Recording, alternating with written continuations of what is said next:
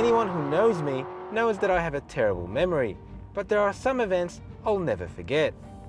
Like the time in 2009 when I drove an Aston Martin Vantage from Warwick to Brisbane.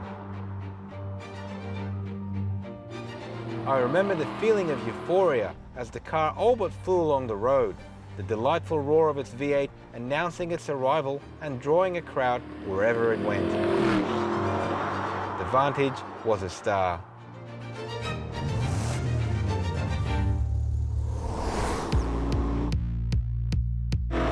I was in my early 20s back then and very broke, but I knew one thing. One way or another, I wanted that damn car back. This is the exact same road I drove all those years ago. But now I can say I'm the proud owner of this CarAdvice orange Vantage N400, one of my all-time dream cars. And if you think a few more years of maturity have dampened those feelings of happiness, you would be dead wrong. It feels even better now, knowing I don't have to give the car back.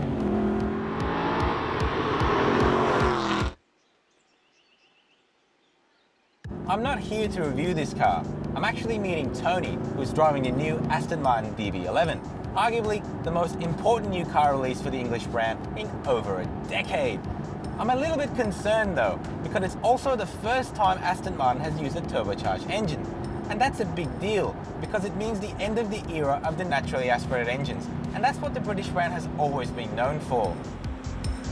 Dude, you look ridiculous. What are you supposed to be, Agent 77? And the producer thought it'd be cool, but I'm not that old, but I'm probably old enough to be Daniel Craig's father. Dude, you're old enough to be his granddad. Hey, but anyway, that car looks really good. I gotta say, it looks a lot better in person than I thought it would, which is a relief, considering its predecessor was probably the best looking car ever made. But you know what? There's no one around on these roads. Let's go for a drive, man. Let's do it.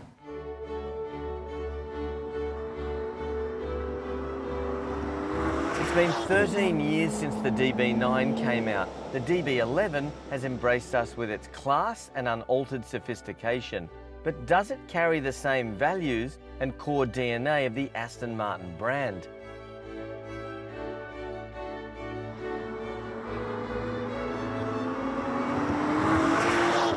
I was in the prototype in the Northern Territory for 1,200 Ks. I drove the international launch in Italy, and we're here in Brisbane, and man, it just gets better with age. Since you dress like an uglier, fatter and older version of Daniel Craig, do you reckon it's also a Bond-worthy car? Absolutely. Bond was so important for Aston Martin. In fact, without the Bond connection, I really doubt whether Aston Martin would be alive today.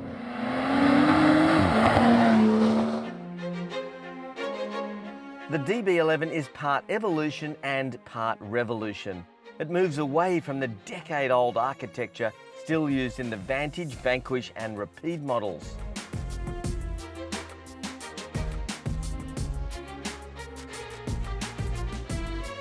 This is a brand new 5.2 litre twin-turbo V12 powerhouse, putting out a healthy 447 kilowatts of power and 700 newton meters of torque. It'll go from 0 to 100 in just 3.9 seconds before topping out at 322 kilometers an hour.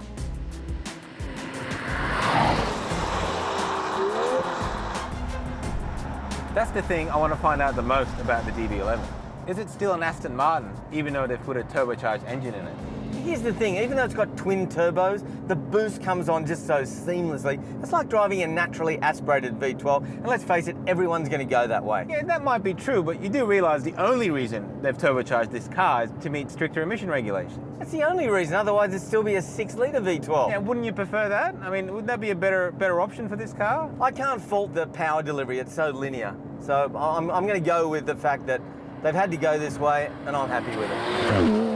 And they've got a good, interesting tyre with AMG now, so it's interesting to know what that'll bring in the future. Yeah, well, I reckon it won't be long before you see a twin-turbo AMG V8 in a DB11. In my opinion, the DB9, it's still a timeless piece of art. Do you reckon this car will stand the test of time? I do, but I've never seen an Aston that didn't stand the test of time, except maybe that weird-looking Lagonda.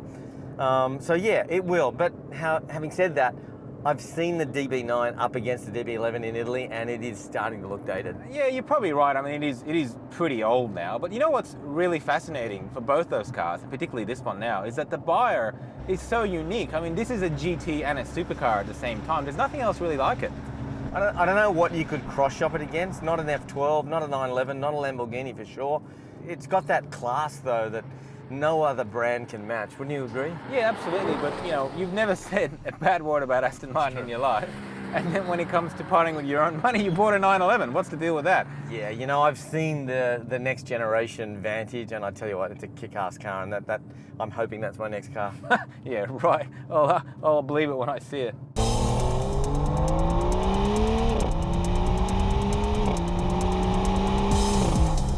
I mean, I know you love your Vantage. It looks good, it sounds good, but you got to get behind the wheel of this thing and just see how much they've come forward. Yeah, look, I'm really keen to drive a turbocharged Aston, but before I do though, I really want to have a good walk around this and have a look. For sure.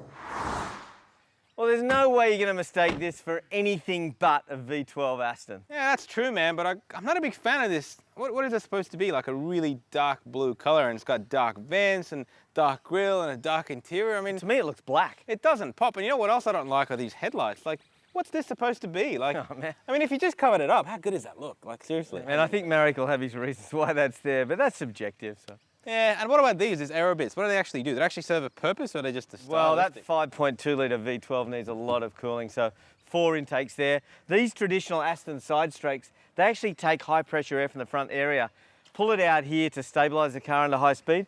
At the back, you've got air coming through the side blades and then out through those little perforated holes, and that keeps pushing the car down on the surface at high speed again. Now look, I'm not sure I'm going to be able to do those high speeds legally, but I still do want to drive it, so... You're going to love it, man. Let's get that happening.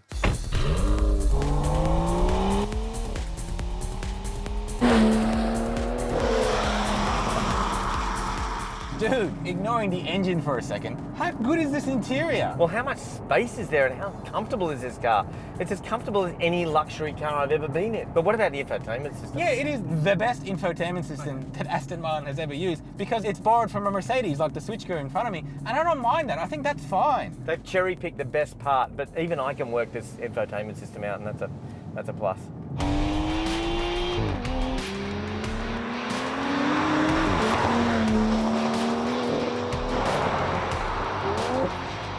So now that you've had a chance to drive it, what do you think of this engine? Look, I mean, you're right. There is unlimited amount of torque, and every time I press the accelerator down, the car just absolutely flies. It's got some grunt, right? It's got some serious grunt, like 600 horsepower. It's a lot of power there, but I don't think it sounds as good as an old DB9. Really? Yeah. I mean, what you're hearing is totally natural. No synthesizers here on board. I know, but it is impossible to make a turbocharged engine sound as good as a naturally aspirated one. But I think Aston have done as good as it gets. You're probably right. Like, I think as far as the modern era of V12 turbos go, this is the best. Yeah. You don't actually feel the boost. No, it's so linear. It just comes and it doesn't go away. It's great. But you know, Tony, even if I ignore the engine and the turbos and the sound and all that stuff, what really impresses me is the dynamic capability of this car, because it's such a good mixture of a GT and a sports car. I don't really know if you could do it any better. Yeah, one of the best parts about that, apart from spending a lot of time on aero so that it sits well at high speed, the adaptive suspension really is adaptive suspension. Starting off at GT, it's a really cushy ride, and stepping up progressively to Sport and then Sport Plus, where the suspension steps down lower.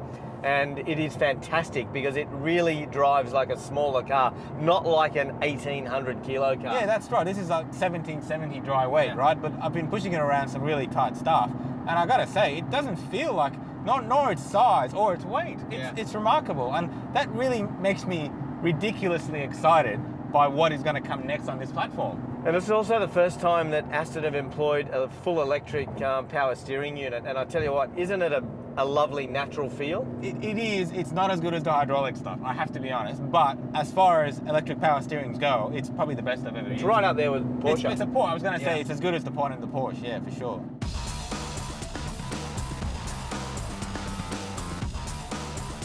You know, it's not the fastest thing in the world. It isn't, but it's 3.9 to 100, and that's pretty quick. So just like the Vanquish, The DB11 runs an 8-speed traditional automatic gearbox. This car at low speed or at high speed or when it's in Sport Plus, rapid shifting gears, it's really good. It's crisp. It's crisp, man. Like I don't feel like there is a lag in the gears at all. The ZF8 is a really good gearbox. What about the linear brakes? I mean, that's what they're. Oh man, we've been going the speed limit, of course. And when it comes to stopping, it's so progressive and linear. It's ridiculous, It's a isn't it? progressive pedal, and it feels natural. It doesn't need carbon. It stops really well. You wouldn't bother with carbons, would you? Not for 20 grand. No, you don't get the feel anyway. No, you don't, and it squeaks all the time. It's just a really good compromise for a GT.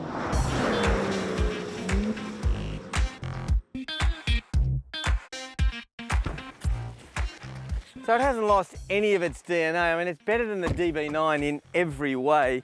Yeah, look, I think I agree with you, man, but at the end of the day, I'm still going to miss that glorious sound of the naturally aspirated V12. It's kind of hard to beat with a turbo. Oh man, stop living in the past. That car is all about the future. Yeah, you're probably right, but I'm still going to drive my car home.